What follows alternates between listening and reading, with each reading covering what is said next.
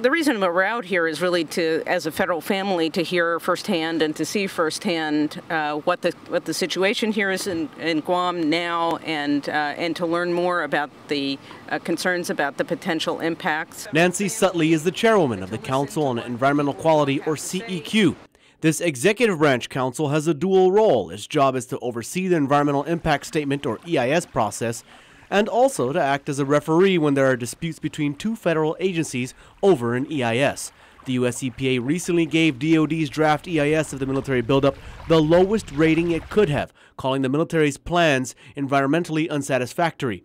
Sutley was not specific when asked whether or not they were on Guam to act as a referee. Instead, she focused her answers on the fact that they are here to work together with other federal agencies. The people of Guam have always been on the front lines to defend our nation, and we will not put an unfair burden on them. Today, Sutley met with local lawmakers, and one lawmaker has already asked that the CEQ step in. When the U.S. EPA's review comments came out and they gave it that unacceptable grade, I immediately drafted a letter to Ms. Sutley asking her for the council to intervene. Senator Pangilinan says that when the U.S. EPA gives a DEIS such a low rating, it's usually grounds for the CEQ to begin acting as a sort of arbitrator or referee.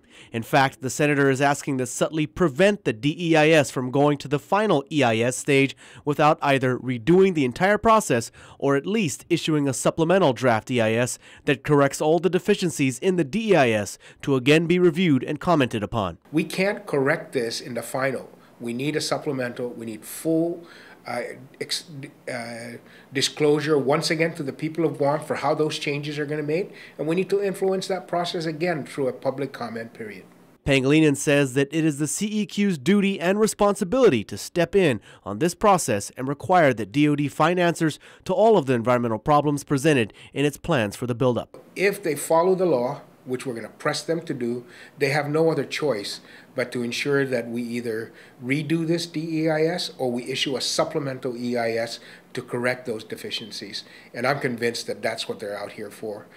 And that's the message I want her to relay to President Obama, that despite all of our obligations, our first obligation is to the people in the community of Guam to make sure we don't permanently harm and damage this community, its environment, and its people. Clint Rogel, PNC News.